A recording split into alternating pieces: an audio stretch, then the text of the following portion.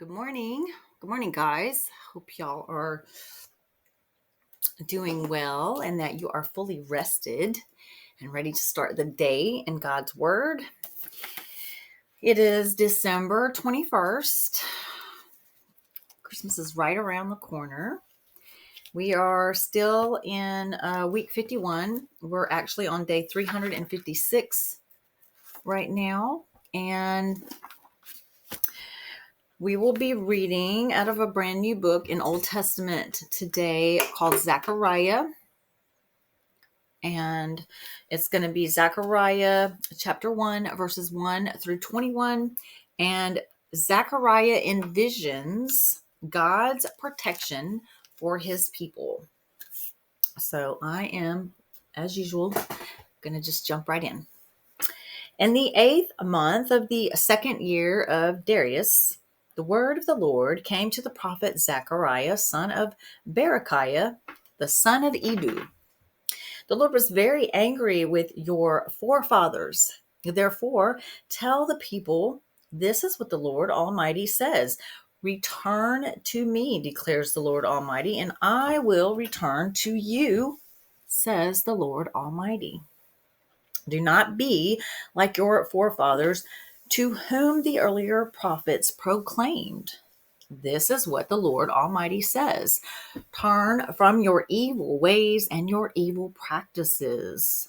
But they would not listen or pay attention to me, declares the Lord. Where are your forefathers now? And the prophets, do they live forever? But did not my words and my decrees, which I commanded my servants, the prophets, overtake your forefathers?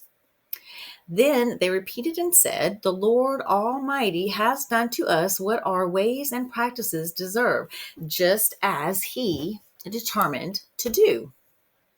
On the 24th day of the 11th month, the month of Shebat, in the second year of Darius, the word of the Lord came to the prophet Zechariah, son of Berechiah, the son of Iddo.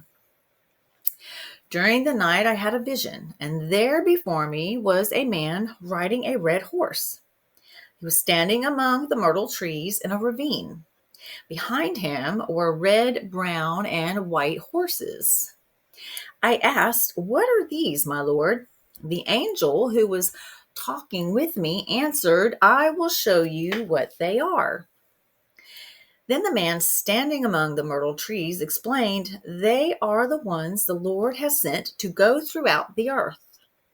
And they reported to the angel of the Lord who was standing among the myrtle trees. We have gone throughout the earth and found the whole world at rest and in peace. Then the angel of the Lord said, Lord Almighty, how long will you withhold mercy from Jerusalem and from the towns of Judah, which you have been angry with these 70 years? So the Lord spoke kind and comforting words to the angel who talked with me. Then the angel who was speaking to me said, proclaim this word. This is what the Lord Almighty says. I am very jealous for Jerusalem and Zion, but I am very angry with the nations that feel secure. I was only a little angry, but they added to the calamity. Therefore, this is what the Lord says. I will return to Jerusalem with mercy, and there my house will be rebuilt. And the measuring line will be stretched out over Jerusalem, declares the Lord Almighty. Proclaim further, this is what the Lord Almighty says. My towns will again overflow with prosperity, and the Lord will again comfort Zion and choose Jerusalem. Then I looked up, and there before me were 4 horns. I asked the angel who was speaking to me, what are these? He answered me, these are the horns that scattered Judah, Israel, and Jerusalem. Then the Lord showed me 4 craftsmen. I asked, what are these coming to do? He answered, these are the horns that scattered Judah, so that no one could raise his head, but the craftsmen have come to terrify them and throw down these horns of the nations who lifted up their horns against the land of Judah to scatter its people. Oh, that was fast. We're already done. All right, now we're going to move on to Old Testament. We're still in Revelation. It's Old Testament chapter 12, verses 1 through 13 to 1a, as in apple. And this talks about the woman that is clothed with the faces of the dragon's fury. A great and wondrous sign appeared in heaven: a woman clothed with the sun, with the moon under her feet, and a crown of 12 stars on her head. She was pregnant and cried out in pain as she was about to give birth. Then another sign appeared in heaven: an enormous red dragon with 7 heads and 10 horns and 7 crowns on his heads, plural. His tail swept a third of the stars out of the sky and flung them to the earth. The dragon stood in front of the woman who was about to give birth, so that he might devour her child the moment it was born. She gave birth to a son, a male child, who will rule all the nations with an iron scepter. And her child was snatched up to God and his throne.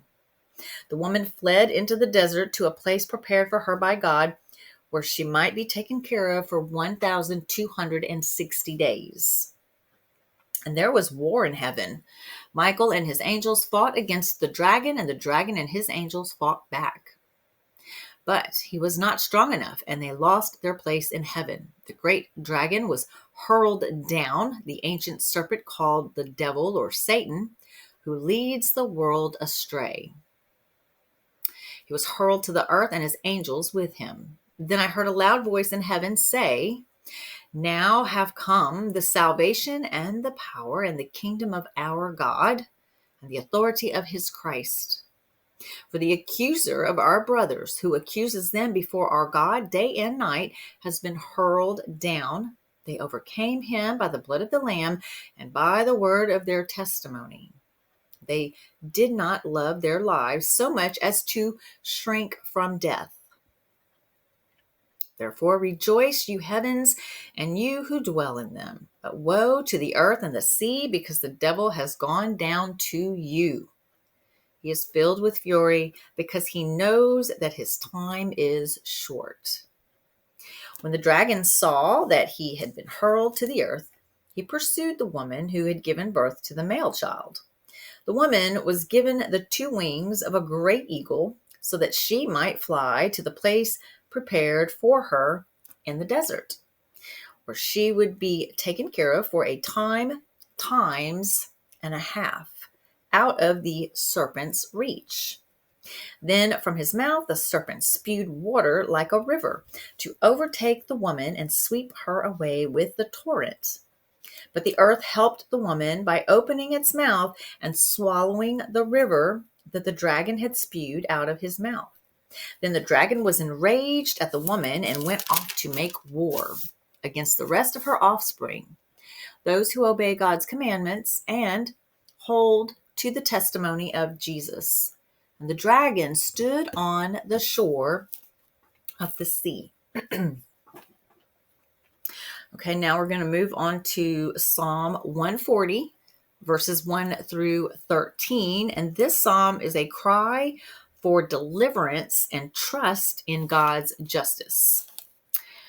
From the director of music, a psalm, Psalm of David. Rescue me, O Lord, from evil men. Protect me from men of violence, who devise evil plans in their hearts and stir up war every day.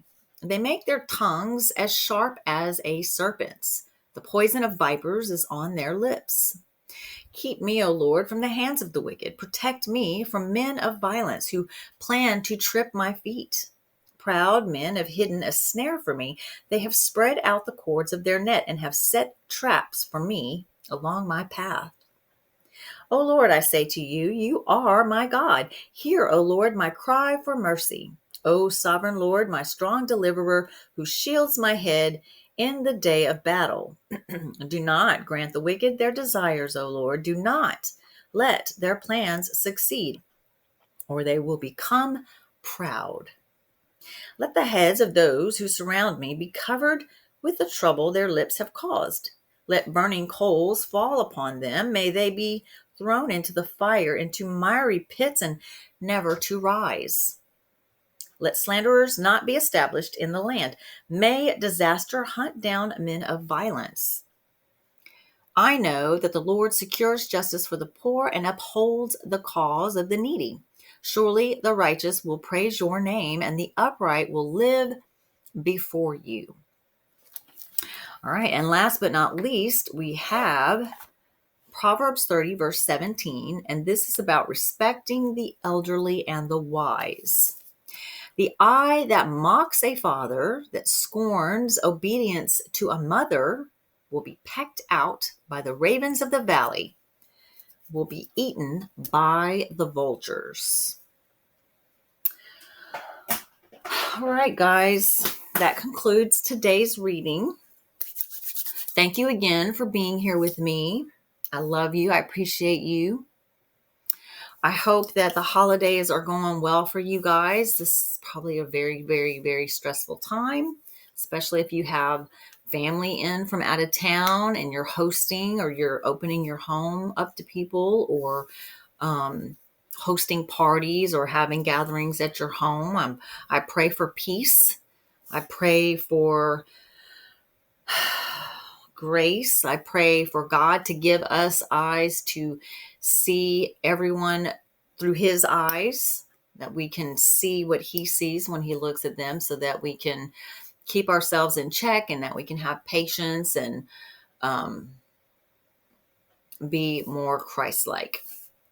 I'm praying for all of our strength. I'm praying that these holidays go off without a hitch, and that we start the new year refreshed and ready to take on the world. I love you guys. I will see you back here tomorrow for the last reading for week 51. I love you guys. Bye now.